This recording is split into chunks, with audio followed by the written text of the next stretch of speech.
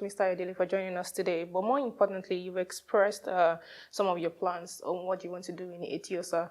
But more than expression, we need to implement some of this. And, going back to the bio energy you mentioned earlier, Fashola has tried this in the past. You tried to do it with the slum when you're approaching Ojota. Have you looked into why that project did not work? Because more importantly, we need to make sure this project works. Is why we're having this conversation. And what do you plan to do differently? Well, what Fashola tried to do at the time, I must add that some of them were successful. The one when you come from Adeniji, there's a big recycling plant somewhere to your right, and that works. So what he was trying to do was to set up another of such there, and not necessarily the one that transform food waste to biogas.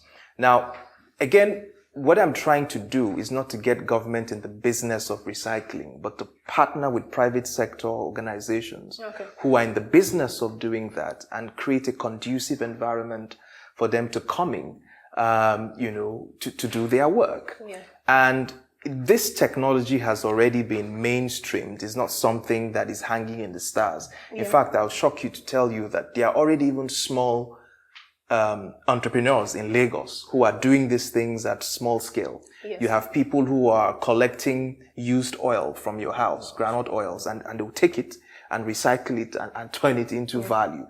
There are people who are collecting, as you know, plastic bottles and exporting it and making decent revenue from it. You have people who are converting many of this waste into tiles that you can use to construct roads, around communities now. So people are already doing these things in silos. What I want to do is to create an environment that will attract the right kind of investment into Eti-Osa, because the raw materials are there. It's being generated every day, but it's how to capture that value and ensure that the community benefits from it 100%. Yes, that's going to lead me to my next question, but you already mentioned you plan to partner with private individuals, because this is a very capital-intensive project. Yes, but let's move on to migration. You mentioned, or you also mentioned about the slums. It's been reported that most people moved from Makoko waterfront to Eti-Osa waterfront, and they're fishing there. Do you have this information, or how do you plan to tackle things like this? Or is there a current situation of, a large number of people there, resident, now fishing in Eti-Osa that are not supposed to be there? So, again, we must not. There's a tendency to always want to criminalize poverty in Nigeria, and particularly in Lagos. And that's one thing that my administration will not succumb to. If there are fishermen, like you rightfully said, who are fishing in many of these communities, and many of them I've interacted with in many of these fishing communities, we've told their stories, with my community newspaper at the time. These are hardworking people who are earning an income, and who can add tremendous value to the society. The problem is that they are living in environments that have been abandoned, that, like you rightfully said, are now considered slums, that lack basic investments in those places. What I'm going to do in partnership with the state government, because it's important to partner with the state governments on things like this, and with development organizations who are already seeking opportunities to come in and do that work, is to improve the living conditions in many of these places that are described as slums. And you simply do that by improving the conditions of living, collect their waste effectively, improve the quality of the housing that they are in. Of course, I'm not talking about, they already build their houses with, woods and, things like that. But just improve the quality of those housing there and just render basic services. And that way, you improve the quality of life there. You can then begin to collect as little taxes as possible for the services that you're providing there. And then you'll see that they are adding value to the community. I do not believe that poverty should be criminalized. I think that people who are adding value to society by fishing. On Sundays, you see so many people from Ikoyi and Victoria Island. Sorry to cut you, but it's good to look at it from one lens of upgrading their life. But some other people look at it from another lens of maritime and blue economy, which says that this is illegal fishing. Domestic fishing should not continue. Eti-Osa is a largely water area. So what are your plans on this? We've had people catch, sport fish. Yes, fishing for livelihood is a thing in Eti-Osa and in different parts around Lagos. And some people argue that this is also, making a problem of what if we plan to make money out of maritime and blue economy because of the type of fishes that these fishermen now get to catch at some point, and we also need to educate them. So if you speak about elevating their lives from slum and you're looking at it from the lens of poverty, some people are looking at it from the lens of this can make the government money, from the lens of economy.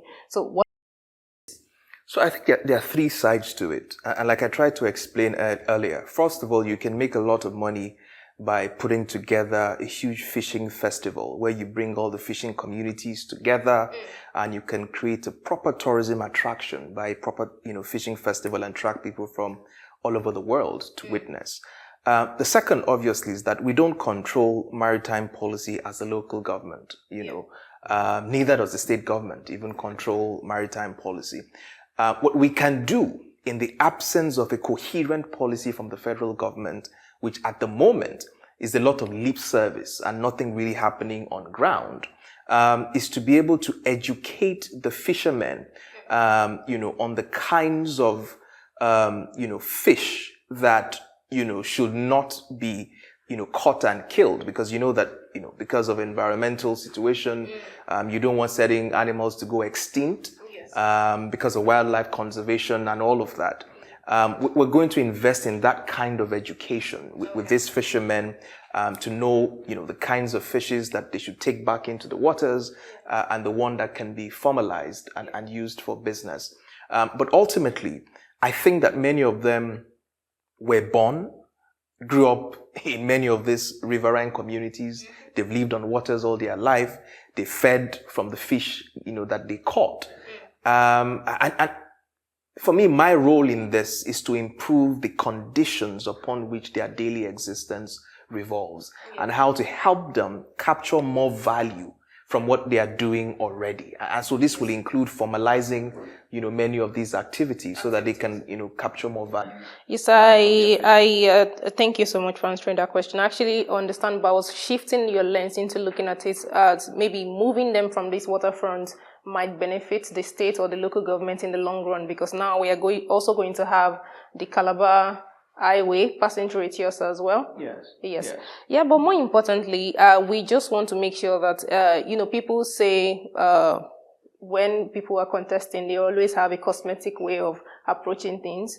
And just to make sure that all you're expressing has a game plan, what are the top 3 things you want to do if you get it? I think the first thing is the environment, right? And I like the fact that you asked, you don't want a cosmetic approach to some of the solutions that I am talking about. You see, the real problem with local government and local governance is that the solutions to the problems are not esoteric.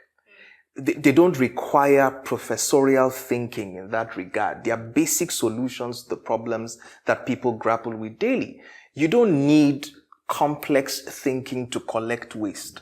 You don't need complex thinking to organize communities in a way that provides basic security for them. You don't need complex thinking to be able to improve classroom experience, to motivate teachers and retrain teachers to be able to teach children better in primary schools. And so that's why the cardinal principle and philosophy upon which I'm running are 2 things, which is to deliver effective public services to the people and to ensure transparency and accountability in local governments.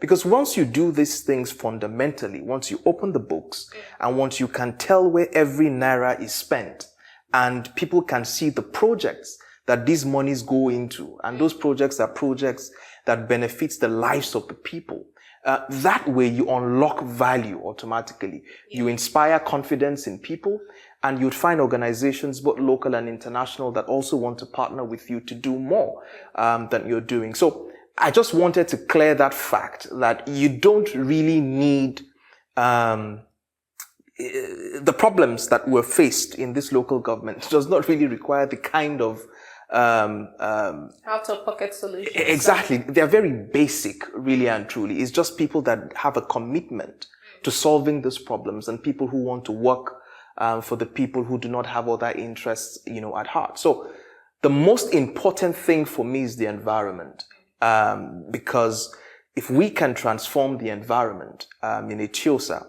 we can capture tremendous value from simply transforming, that environment. And obviously, the second is job creation for young people.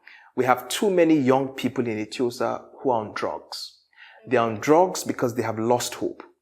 They have lost hope because they can't find anything meaningful to do with their lives. And I want to solve that problem. Thank you. I want to solve that problem by providing them an opportunity to climb the ladder.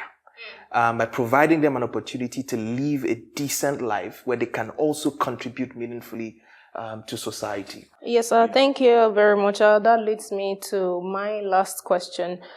Eti-Osa is a very unique place and its people. I mean, we've seen that in the last 3 elections. How are you currently trying to partner and connect with your people? Well, it's not, interestingly, Eti-Osa is not some monolithic kind of people in that area. There's a lot of diversity. You have high income, middle income, low income people. You have people from different parts of the country. You have people who are engaged in different kinds of activities. So I'm trying to engage with people at all levels. Yesterday I was with the Hausa community, broke bread with them, had fruitful conversations, with them. And these are the groups that I'm constantly meeting with: Vulcanizers Association, Kekena Pep associations, landlord and residents associations. So I'm engaging people at every strata and every level, sharing my vision, sharing my plans. And I must admit that, a lot of people really want change in their local government. A lot of people want to see things happen or being done differently. And a lot of people believe that, they share in my vision for a more prosperous Eti-Osa that works and that delivers services, to them. Yeah, yes, good luck on your ambition. I wish you the very best. As you journey, we'll follow this story up until now, till the elections. Looking forward to it. Yes.